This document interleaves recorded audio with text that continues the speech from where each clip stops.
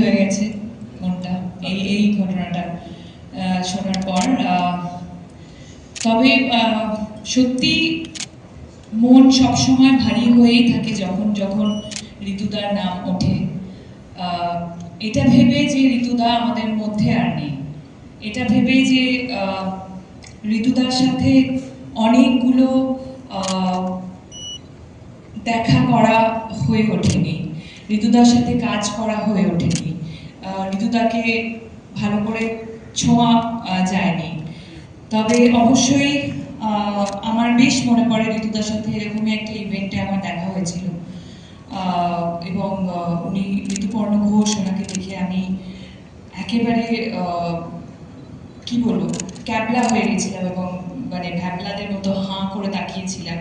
উনি ডেফিনেটলি সেটা বুঝতে পেরেছিলেন এবং উনি নিজে এসে আমার সাথে কথা বলেছিলেন। উনি আমার নাম জানতেন, উনি আমার ছবি দেখেছিলেন। ততদিনে তো শুভশ্রী গাঙ্গুলি স্টার, নাম তো ঋতুদা তো কমার্শিয়াল ছবি দেখতেন।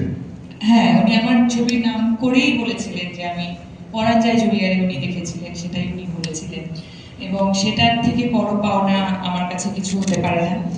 আজকে আমি আইডিকে মন থেকে কৃতজ্ঞতা জানাতে চাই। I am really grateful to ID, কারণ আইডি এরকম একটা গল্প ভেবেছেন, ঋতুদাকে ট্রিবিউট দেওয়ার কথা ভেবেছেন, এবং ওনার যে মুখ্য চরিত্র তিতলিকে আমার মধ্যে খুঁজে পেয়েছেন, সেটার জন্য আমি সারা জীবন কৃতজ্ঞ। কারণ আমরা এই কাজটা করতে গিয়ে প্রত্যেক দিন ঋতুদাকে আমাদের শরীরে, মননে, আমাদের সেটের সমস্ত কোণে ফিল করেছি। যারা যারা ছবিটা দেখবেন যখন বড় পর্দায়, তখন দেখতে পাবেন কোথাও একটা ঋতুদার হাতের ছোঁয়া প্রত্যেকটা ফ্রেমে আপনারা সবাই পাবেন, এটুকু প্রমিস আমি করতে পারি।